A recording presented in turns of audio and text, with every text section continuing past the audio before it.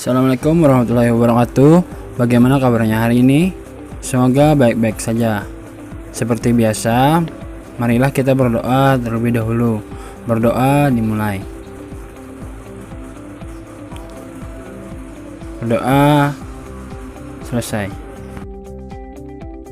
Hari ini kita akan melanjutkan pembelajaran yang sebelumnya, yaitu tema 2, subtema 1, yaitu sumber energi.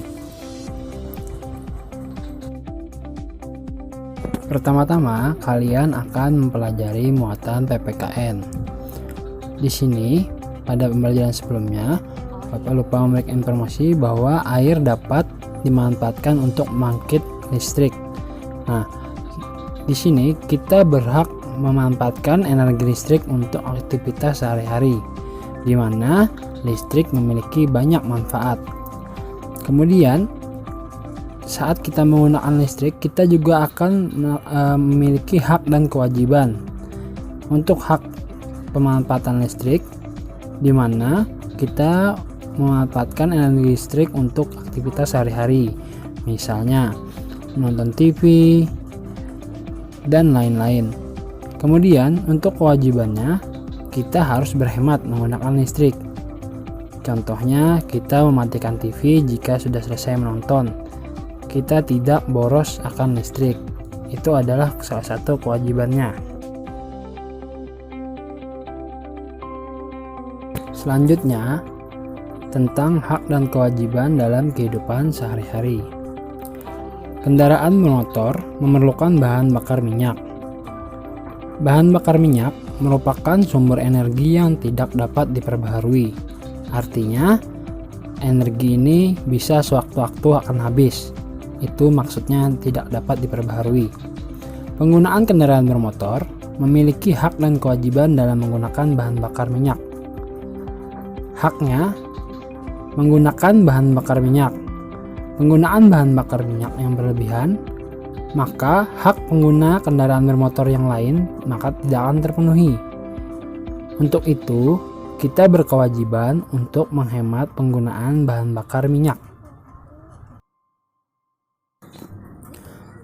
Cara menghemat bahan bakar minyak yaitu kita menggunakan kendaraan berbahan bakar minyak hanya saat menempuh jarak jauh. Kemudian, kita untuk menempuh jarak yang relatif dekat hanya menggunakan sepeda atau berjalan kaki saja. Nah, itu tadi materi tentang PPKN. Selanjutnya kita akan ke materi SPDB. Kita akan membahas tempo dalam lagu. Pertama-tama, apa itu tempo lagu? Nah, tempo lagu adalah cepat atau lambatnya lagu saat dinyanyikan. Tanda tempo lagu berada di sebelah kiri atas dalam lagu. Tempo terdiri atas tempo lambat, sedang, dan cepat. Tempo lagu berhubungan dengan syair lagunya. Lagu yang bertempo cepat menunjukkan suasana gembira dan kemegahan. Lagu bertempo lambat menunjukkan suasana sedih dan hikmat. Alat untuk mengatur tempo lagu adalah metronom. Tempo biasanya ditulis dengan tanda tempo. Tanda tempo ditulis dengan istilah sebagai berikut. Untuk tempo cepat ditulis allegro, nesto, dan vivace. Untuk tempo sedang, moderato, andante, dan andantino. Sedangkan untuk tempo yang lambat, adagio, largo, dan lento. Nah, itu tadi materi tentang SPDB. Sekarang kita di sini sumber daya alam di Indonesia tersebar di seluruh pelosok tanah air. Setiap pulau memiliki sumber daya alam yang tidak terlalu sama. Hal ini disebabkan perbedaan dari kondisi alam. Berikut adalah persebaran sumber daya alam berdasarkan kondisi alam yang ada di Indonesia. Kita mulai dari Pulau Sumatera.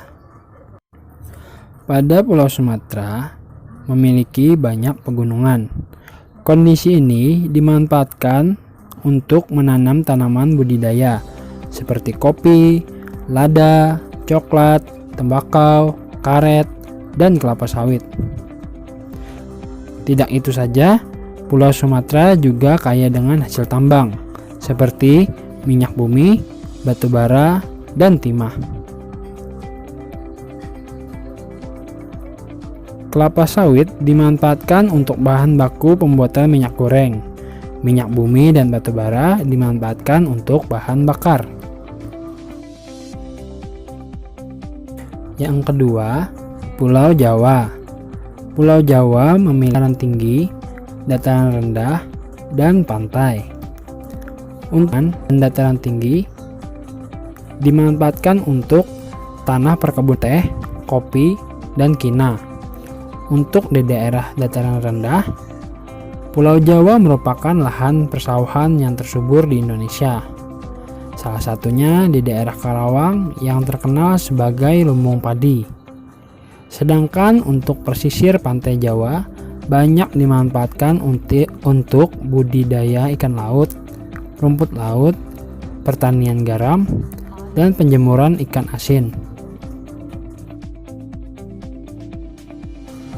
Nah, yang ketiga kita masuk di mana tempat kita berada sekarang, yaitu Pulau Kalimantan. Sebagian besar wilayah Pulau Kalimantan adalah dataran rendah dengan hutan yang lebat. Hutan-hutan ini merupakan habitat alami bagi hewan yang terancam punah, seperti bakantan.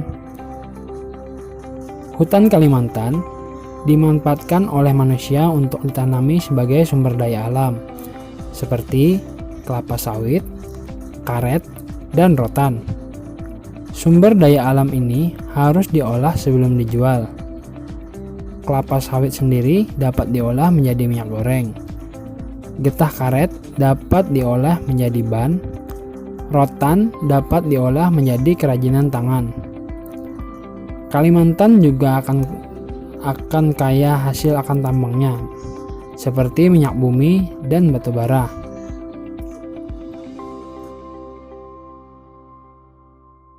Pulau selanjutnya atau yang keempat yaitu adalah Sulawesi. Pulau Sulawesi menghasilkan sumber daya alam berupa pala dan jagung. Jagung dimanfaatkan manusia sebagai makanan. Pala dimanfaatkan sebagai bumbu masakan.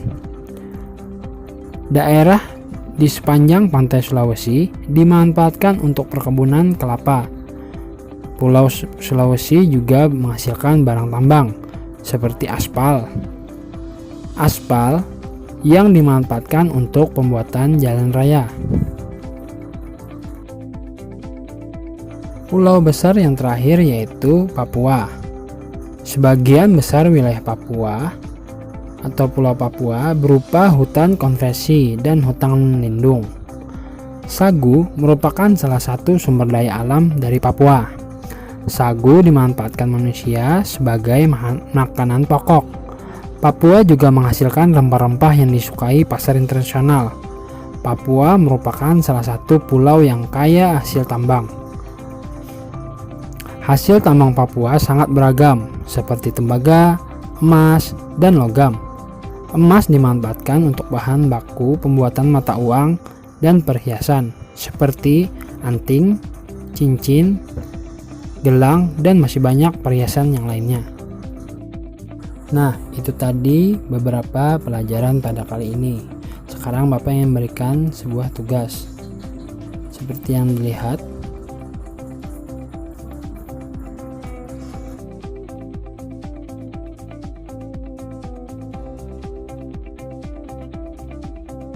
nah, itu tadi pembelajaran pada kali ini.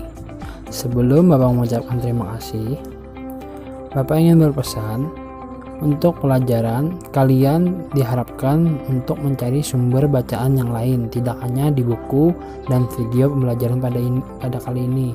Boleh mencari bahan pelajaran yang lain lagi. Bapak ucapkan terima kasih. Wassalamualaikum warahmatullahi wabarakatuh.